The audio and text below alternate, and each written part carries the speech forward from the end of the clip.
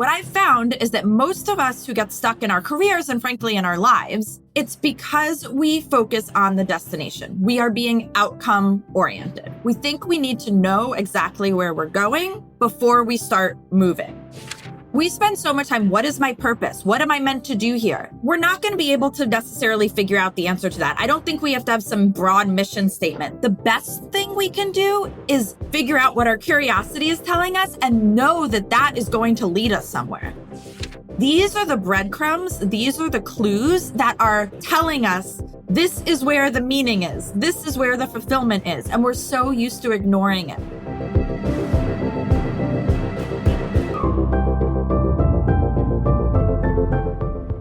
That's Megan Hellerer. She's a Google executive turned career coach who's helped hundreds of impressive women, including a member of Congress, transform their lives by transforming their careers. She's also the author of the book Directional Living, a transformational guide to fulfillment in work and life. So you'll learn 1, why many overachievers feel underfulfilled. 2, the mindset that leads to fit and fulfillment.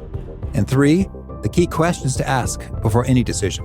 And if you want to get a quick written recap of these takeaways, I recommend you sign up for the free Gold Nugget email newsletter at awesomeatyourjob.com. I'm Pete Mockaitis. This is How to Be Awesome at Your Job. And now, here's Megan.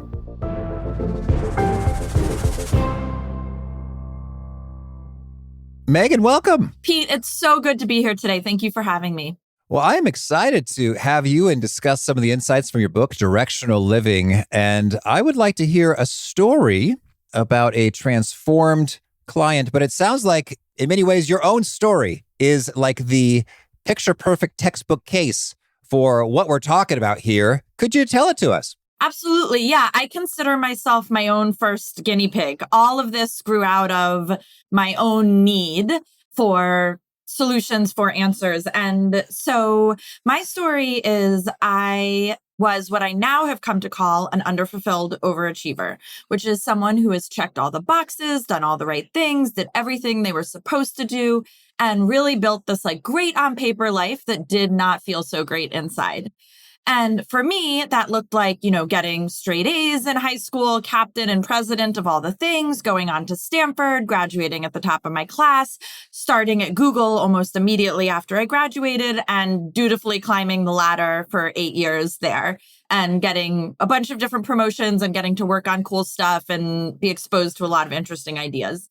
And in the meantime, I was having near daily panic attacks. I was deeply depressed and was struggling really even to get to work every day. I was just miserable.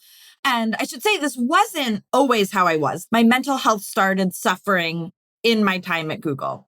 And yet I couldn't quite connect it to the fact that I was unhappy at my work and maybe it wasn't the best fit for me. I felt so ashamed of the fact that I had this dream job that everybody would want. And what was so wrong with me that I couldn't be happy or feel like a job was just a job or find fulfillment in this? And eventually I ended up quitting my job with no plan simply because I really could not do it anymore.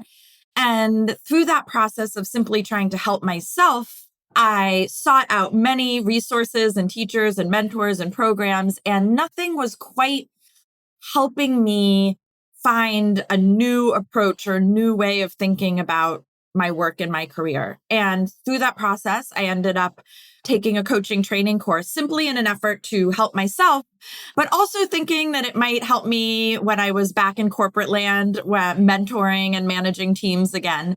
And I just loved the way that coaching worked, the frameworks around it. I did not intend for it to be a career. I was extremely skeptical and dubious of coaching as a career. I very much had a lot of ego involved where I was like, who goes to Stanford and becomes a coach? That's not a thing. And didn't really think I could also have an income from that. But I kept sort of going through the process. And in order to get certified, which I did just because I figured, why not? I'm already here.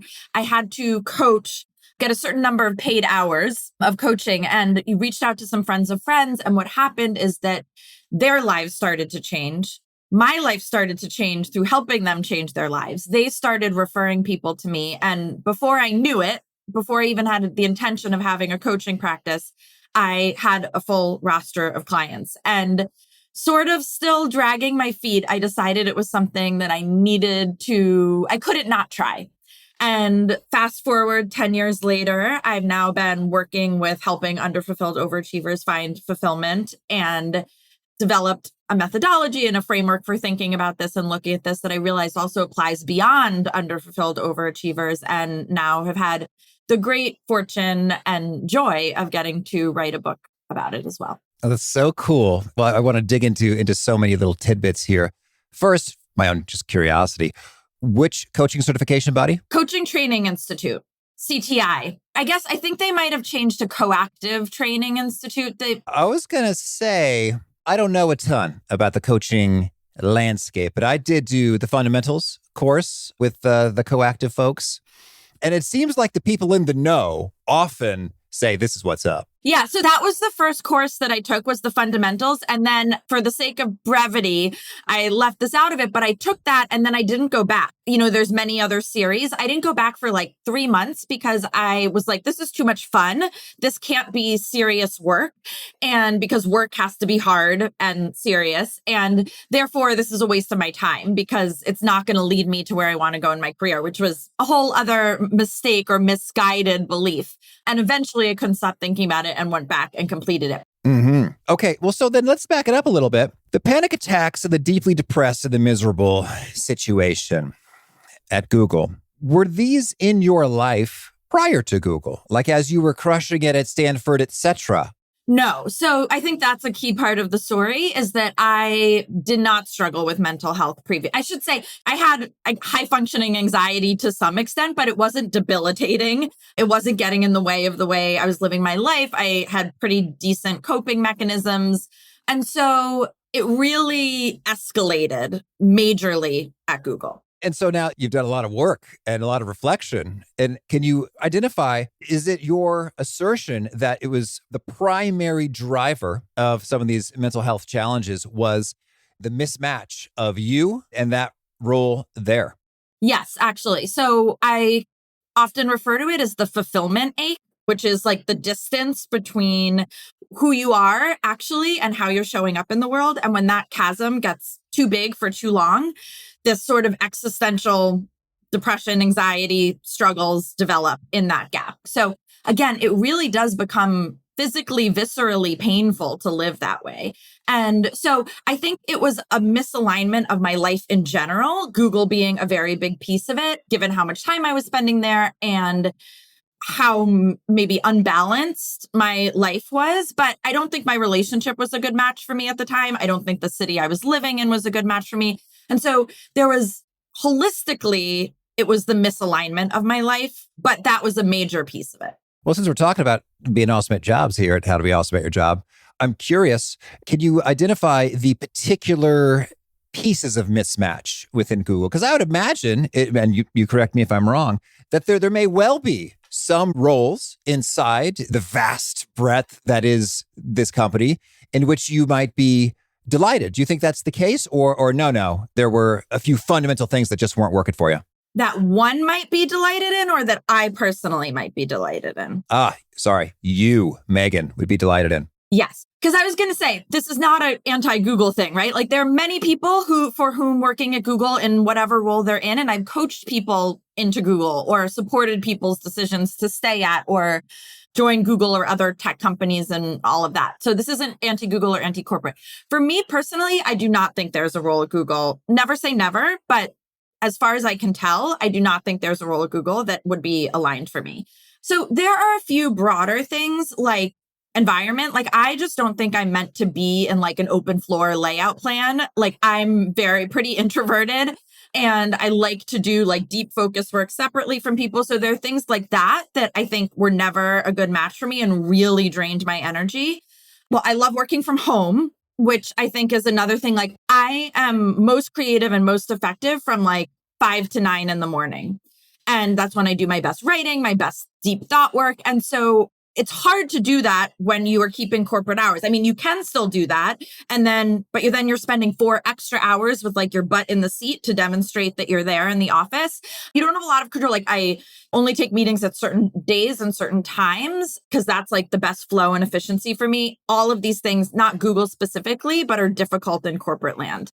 I also really like working for myself, as in being my own boss and, I don't know, directing the flow of things and deciding what the priorities are. And I really like to be able to be nimble and make quick decisions like hiring, firing, joining, a lot of testing and learning. And I found that it was very draining to have to support decisions and strategies that I really didn't agree with, because that's the nature of the game. You can voice your opinion, leadership makes the decision, and then it's your job to enact those things. I also was working on like sales and partnership side of things, but living and dying by like the spreadsheets of revenue and that are like kind of arbitrary things were really difficult for me. And the death by PowerPoint, there was like all the meetings about meetings and meetings. And I really, clearly, I need to like go to more therapy for this. I really had a hard time with things that felt inefficient or ineffective. And that stuff really grated at me. I also think that's part of why I was good at my job there, is because I have an eye for scale and operations. And, I was able to offer ways that we could improve things, but that isn't always taken into consideration. Oh, well, Megan, I'm relating to this so much because, and I love how we've teased out some of the very specifics, like based on who you are, how you roll, the means by which you operate and exist in this world. We're not fitting there with regard to the bureaucracy. You wanted to do more testing and learning. The open floor plan was tricky. Supporting things that you weren't the boss of, making the decisions on, living and dying by spreadsheet revenue, things that felt inefficient. And it's funny, I can really relate to so much of this because I thought I had a dream job at Bain & Company. And I learned a lot of stuff, and the people were phenomenal. And there was not a jerk or an idiot anywhere to be found there in my experience. And some cases were really cool for me, and some really weren't. And that was really intriguing how we see, some magazines say this is the best place to work, Bain or Google, and yet it's not the best place for me to work. And that's natural for you to think, what's wrong with me? If the world says these are the best places to work and I'm not happy there, maybe my happiness functioning is just broke. Yep, exactly. And I think that gets to the point of there is no objectively great jobs or objectively perfect or objective. It's only good or right for you. And I will say that in terms of would there be a job at Google that would be a good fit for me, I made many tweaks and shifts in the 8 years there to try to make it work. This wasn't like I did one thing the whole time and then I was like, I'm done. I changed teams. I changed roles. I changed locations. I changed organizations. I changed products. I changed like every manager's seating arrangements, like pretty much every tweak you could make, I made. And when I finally, in sort of the last role, was the thing that I was like, this is my last hypothesis of what would make this work. And my idea was if I was working on consumer-facing products instead of ad-oriented or enterprise or some sort of products, like maybe then if I was working directly with the end consumer, that I would care more about the impact I was having.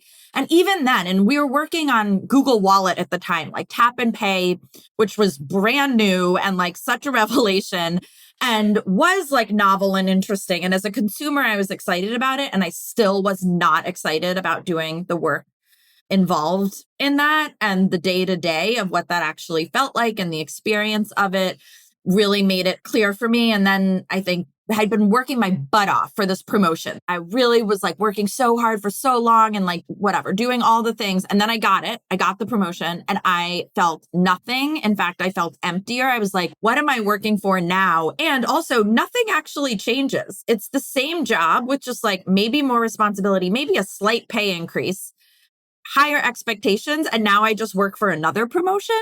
And there was no one ahead of me that I could see that I was like, I actually really want that. And it just dawned on me, like, who am I doing this for? And I think those were some of the moments where I couldn't see somewhere that I truly wanted to get to or where anything was going to feel different after having made all of those adjustments that I could think of. Okay. Well, thank you. And I like the word hypothesis there. You were testing each of these things, and it sounds like that's kind of like a fundamental means by which you crack the code on this in terms of, well, what's going to do it? Well, let's see. Maybe it's this. Let's try it. Oh, I guess that wasn't it. And then, oh, this coaching thing is really awesome. Huh. How surprising. Well, maybe let's do a little more of that, see how that goes. So that seems to be one thread there. Could you share what are kind of the fundamental principles you recommend people keep in mind? If folks are resonating like, oh, this is haunting, Megan is like telling my story, how would you recommend people start thinking about this thing all the wiser? I love that you brought up hypothesis because I often talk about it as sort of the scientific method for life, where our job is not to know the answer or to figure out the answer. We're not meant to sit there and be like, okay, what am I meant to do with my life? Let me think really hard about this. We need to live into those things. We need to experiment. So have a hypothesis. That's great. And think, okay, I think I want to go into this field, or coaching seems more interesting, or something to do with counseling and advising and consulting. That seems like a better direction for me. And then the key thing is that when you're doing an experiment, the scientific method, the goal is not to prove yourself right. The goal is not to prove the hypothesis right. It's to find the truth. And so what often happens is we pick, in my language, a destination and say, instead of a hypothesis, I wonder if this is the right thing for me. We say, this is the thing I'm going to achieve. I'm going to become CEO by the time I retire. And we get so attached to that goal as our failure or success, as opposed to testing and learning, that we don't even realize somewhere along the way that that actually is not the truth. That's not the results of the experiment. That's not actually what we want. And so when we get there, it doesn't feel like what we thought it would. And that's kind of where one of the biggest problems are. So to go to these core principles of what I call directional living, which is the first principle, which is focus on the direction, not the destination. And what I found is that most of us who get stuck in our careers and frankly in our lives, it's because we focus on the destination. We are being outcome oriented. We think we need to know exactly where we're going before we start moving. So we think, okay, I want to be CEO in however many years. I'm going to reverse engineer my path in order to figure out exactly how I'm going to get there. And then I'm going to put on my blinders and I'm going to brute force, just make it happen, because that's what determination is. And we miss out on so many opportunities and so much information about ourselves as we're evolving and learning, and also the world as it's evolving and learning. And so what we want to do instead is focus on the direction. And this is sort of the biggest place that we've been misled, I think, with traditional career guidance that says, like, have the 5-year plan or the 10-year plan and know exactly where you're going. So if you're focusing on the direction, you're focusing only on the single next directionally right step. That doesn't mean, again, we don't have an idea, a hypothesis of where we're going. So if you imagine it's a road trip, you might think, okay, I'm headed towards the West Coast, which is different than I'm going to LA no matter what. No matter how many roadblocks there are, no matter how many detours, I am going to LA, to find out when you get to LA that you actually don't want to be in LA, or that isn't the best suited role or job or place for you. So instead, we're heading towards the West Coast and we're allowing ourselves to launch and iterate, to use tech language, as we go. And that, I found, allows for so much more adjustment, flexibility, responsiveness, again, to our own selves and to the world around us, as all of these things are changing at a faster pace than they ever have before. And it allows us to evolve. So that's the first principle. Focus on the direction, not the destination. I love that. Thank you. And it's intriguing. I love that when you said the word blinders, that resonated as the distinction in terms of directional versus destination. With the destination, we got the blinders, like, okay, just buckle down, grind, hustle, get her done. But blinders, by their very definition, literally, I'm matching a horse with the blinders on. It says, you're not looking around. You're not observing. You're not gathering the information. And yet earlier in your story, you said, I looked around and saw those in the elevated positions. Those were also not what I wanted. Nobody was doing the thing that I wanted. And I think that's so huge. Is like, are the blinders on or are the blinders off? Because if they're off and you're observing, new stuff comes to light. I've got a buddy who's on the cusp of the executive leagues at a major retailer. Well, keeping it a little vague. And he'll say the same thing. He's like, you know what? I thought I wanted to be a CEO. And yet, when I observe CEOs and other executives, I don't think that's what I want. They actually seem to be working more than I'm working and have more stress and responsibility and less time at home. And I'm already feeling like I'd like to spend more time at home with my 2 little ones and wife. So I guess I don't want to be a CEO.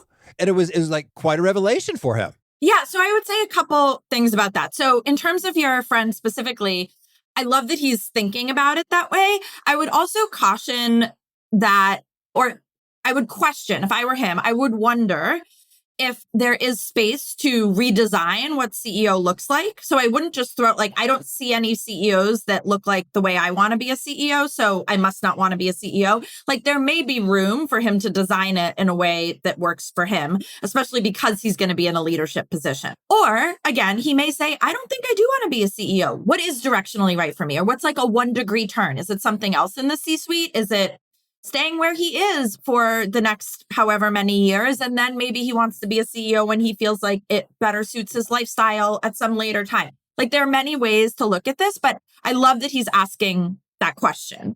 And that is the opposite of blind ambition in the sense that you aren't looking around and you aren't asking yourself the question. The moment you highlighted that I was recapping of when I looked around and saw, oh, I actually don't want this life that I have been working towards, that was the moment my blinders came off. I wasn't clear about that until those later moments. I was completely in the blinders. And this is where blind ambition comes from. And a lot of people who come to me who are miserable, but, have all the achievements and none of the fulfillment, all the success on paper, feel terrible. They're like, maybe I'm just too ambitious. Is that the problem? Is ambition the problem? And I feel like this question is coming up more and more.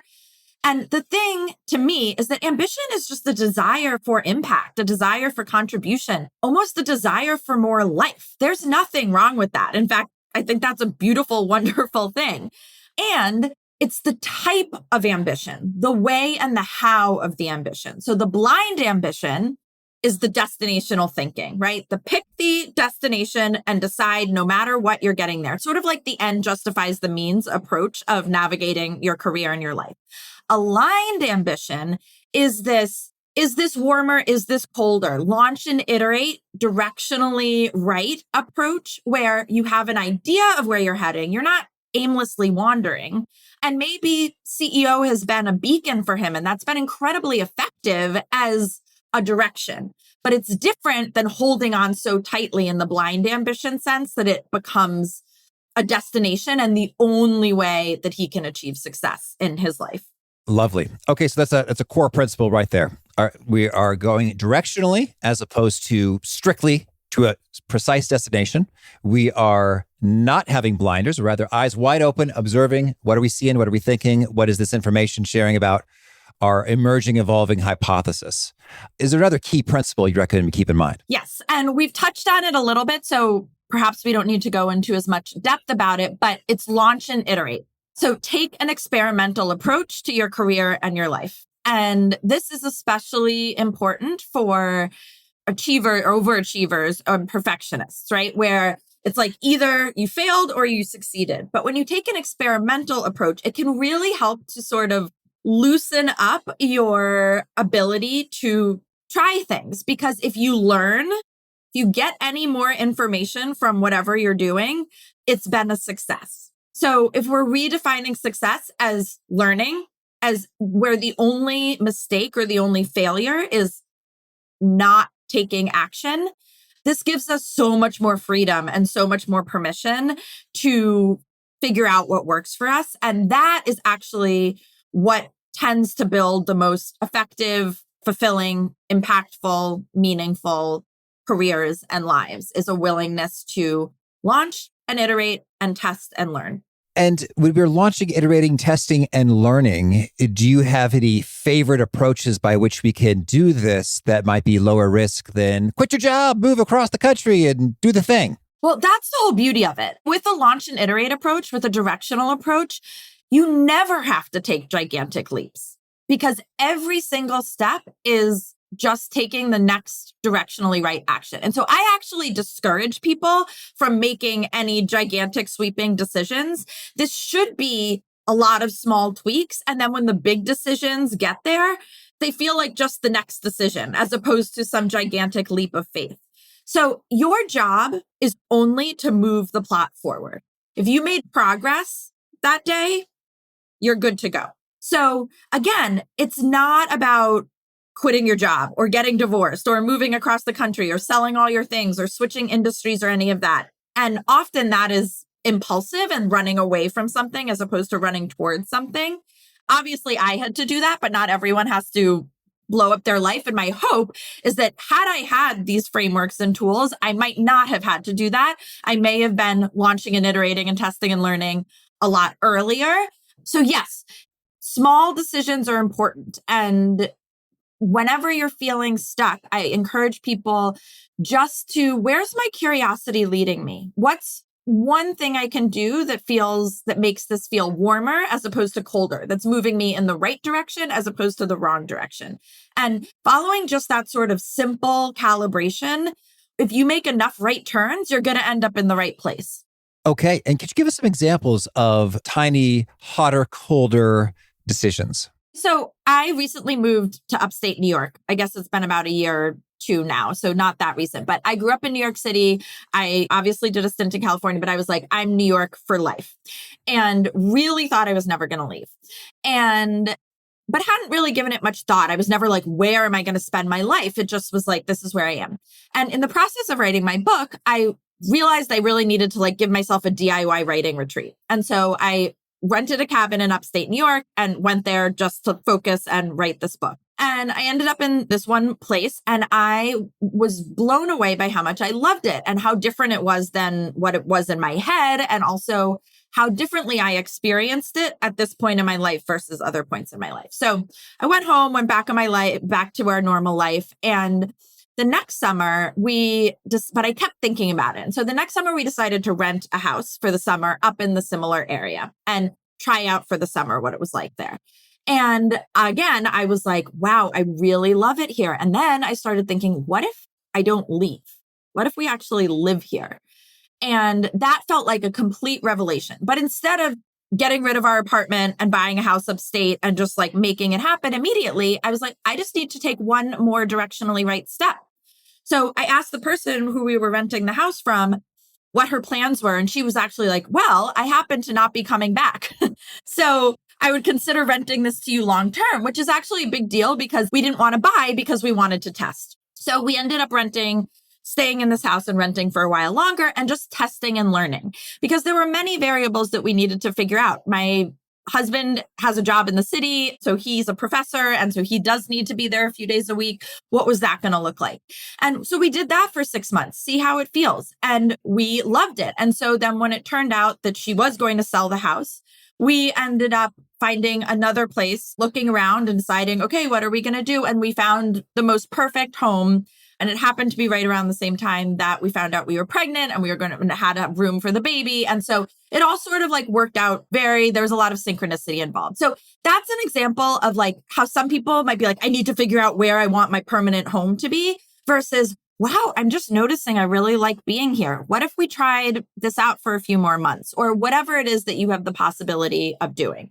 So that's not a job example. That's another life example, but that is kind of the framework you can think about it. Well, no, I actually love that right there. And what's fun is it's just starting with that directional as opposed to destinational and blinders off approach. When you went on that writing retreat, if you had a different mindset, you might not have noticed at all that you liked being there. It's like, gotta get the pages. What's the word count goal for the day? Oh, not there yet. Gotta hustle, gotta crank, gotta get more words on my writing retreat. And it could just blow right past you that, hey, this is actually kind of an awesome spot. I'm enjoying being here. That's exactly the point. And I love that you picked up on that because one of the things I've found with people who are used to this blind ambition approach is that we have been taught, or we believe on some level, that our curiosity, our interests, or our joy are a distraction from the goal at hand. So, and we actively ignore it, So for example, I can think of picking a major in college. I was like, oh, I love this creative writing thing. Well, that is just a distraction from like the very practical major that I need to decide on that I'm going to use, as opposed to seeing that as that's really valuable information about what I care about, what I love doing, what excites me, what gets my creative juices flowing, all of that kind of thing. And so most people, when you ask them, what do you actually want? Don't know because they've been ignoring it for so long. So exactly that, had I had a different mindset, if somebody had said to me, do you like living here or have you liked spending your 3 months here for the writing retreat? I think I would have said, I don't know. That's not the point of me being here, right? That's completely irrelevant information versus allowing that information in. So one of the practices I tend to do with people a lot is learning how to allow that information, recognize that information, and just even register it. You don't even necessarily have to do anything about it. But one of the first steps is what I say, screenshotting your mind. So when you're having ideas or thoughts cross your mind, to get into the practice of noticing them. And you're sort of sending a message to your brain, to your psyche, to your creativity, whatever you want, of I'm paying attention. I'm ready to capture these ideas. Yes, and I love that so much in terms of like the joy. We could perceive it as a distraction from the real work, or I think we could be quick to write it off all too. And what comes to mind is a few times my wife has said, well, I'm just being silly with the kids. No, Dad needs an improv class because I'm being kind of kooky and silly and ridiculous.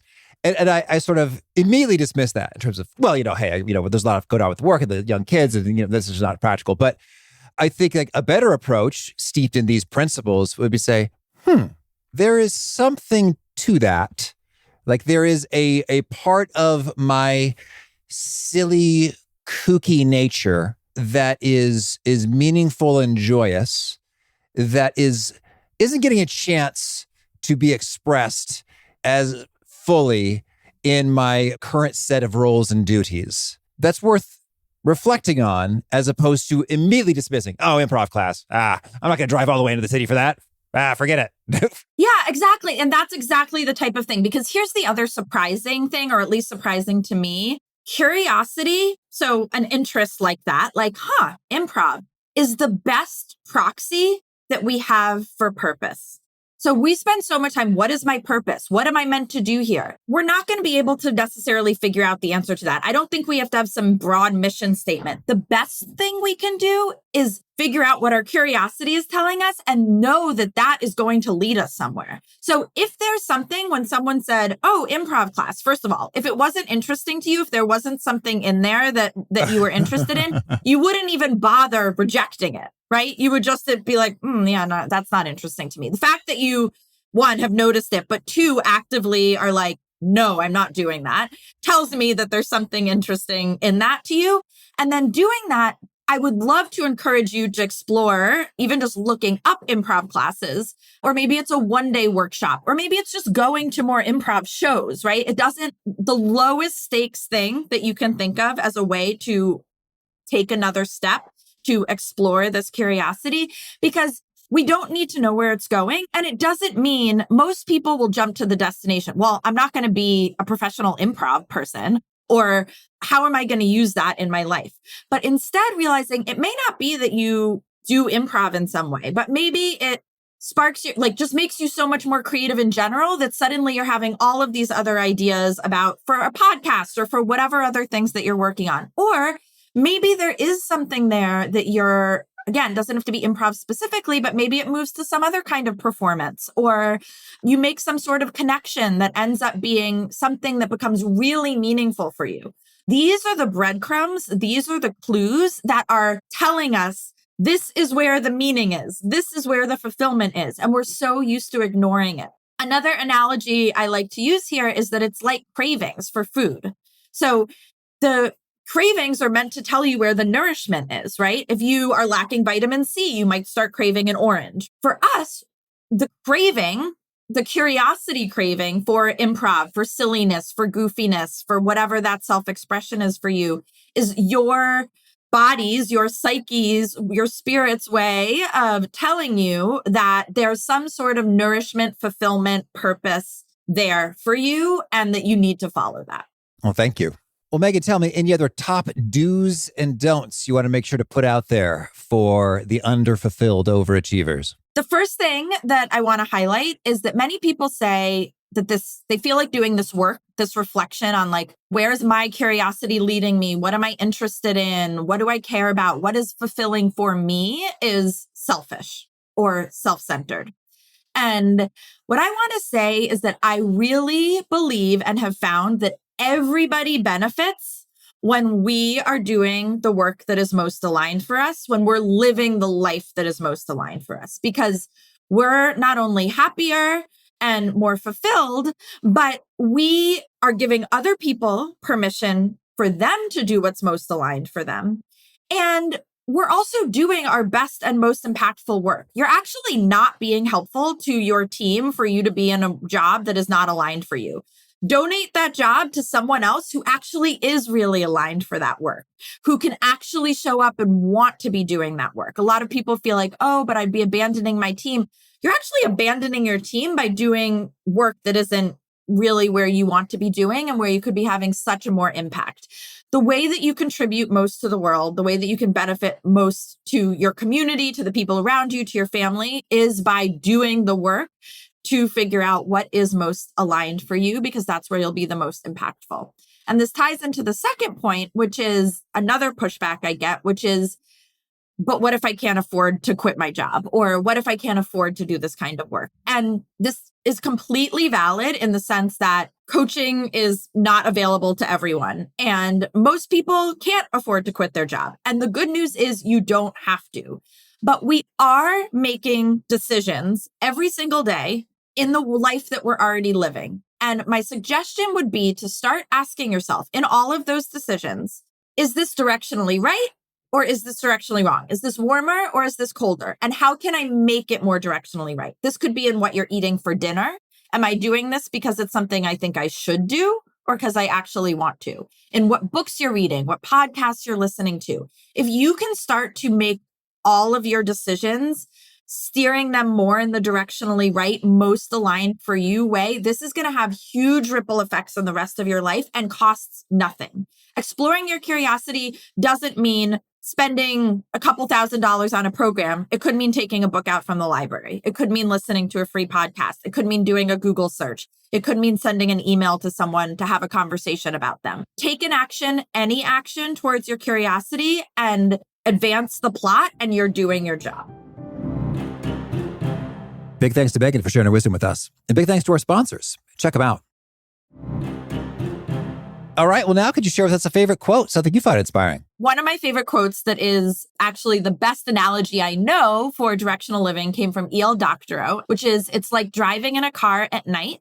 You can only see as far as the headlights in front of you, but you can make the whole trip that way.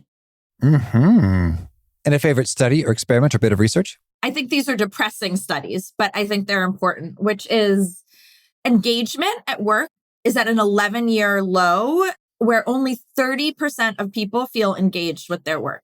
That's a Gallup poll. And only 17% find it to be a source of meaning, which is half of the rate from 4 years ago. And that's a Pew study. And both of those are post-pandemic. This isn't like the middle of the pandemic when there are many other issues going on. We have a huge issue with engagement and meaning and fulfillment at work. The way we are working is not working. And it's only getting worse. This problem isn't going away. And I found that those numbers to be shocking and really important for that reason. Okay. And a favorite book? The Artist's Way by Julia Cameron. Okay. And a favorite tool, something you used to be awesome at your job? I would say this inner navigation system, calibration and barometer of simply asking, is this warmer or is this colder when I'm making decisions to make sure that they're aligned for me. And I use it for everything, including coming on this podcast. I get an invitation for a podcast and I ask, is this warmer? Is this colder? Does this feel directionally right or not? And I do say no to podcast invitations events that don't feel aligned for me. So I think that is sort of the cheat code to keep it really simple, if you're confused, is this warmer or is this colder? I think that's the easiest, simplest, most basic, and most effective tool for decision making there is. Okay. And do you have a key nugget you share that really seems to connect and resonate with your clients? They bring back up to you often. I think simply the terminology of underfulfilled overachiever and people having a word that resonates with them to articulate what they've been struggling with. And then also the vocabulary of the old way of doing things that we've been taught, destinational thinking, and the new way of doing things, directional thinking. I think having words to capture this tends to be one of the most revelatory things for people. Okay. And if folks want to learn more, get in touch, where would you point them? My website is my name, so meganhellerer.com. And I'm also on Instagram at Megan Hellerer. And my website also has connections to all my socials and books and more information on my philosophy and all of that good stuff. Okay. And do you have a final challenge or call to action for folks looking to be awesome at their jobs? I would suggest asking yourself, is this aligned for me? And trying to be radically honest with yourself. Tell yourself the truth about your life. And if the answer is no, or any part of that is yes or no, figure out what are the parts that are aligned and what are the parts that aren't, and see what you can do to tweak the parts that aren't. It doesn't involve blowing up your life. Small tweaks can make a huge difference. Beautiful. Well, Megan, this has been so much fun. I wish you many happy directions. Thank you so much, Pete. Have a great day. I love Megan's point so much when she says that our curiosity, our interests, our joy are not distractions from the goal at hand, not things we need to shoo aside in order to buckle down and focus on what really matters. But no. These are clues. These are indicators. These are pointers in the direction of where the fulfillment can be. So good not to just shoo that away, but rather pause, dig into it a little bit, and maybe take just one more step. Great stuff from Megan. If you want to check out the show notes or the transcript or the links to items that we've referenced, please drop on by awesomeatyourjob.com/EP1007. Hope to catch you next time, and peace.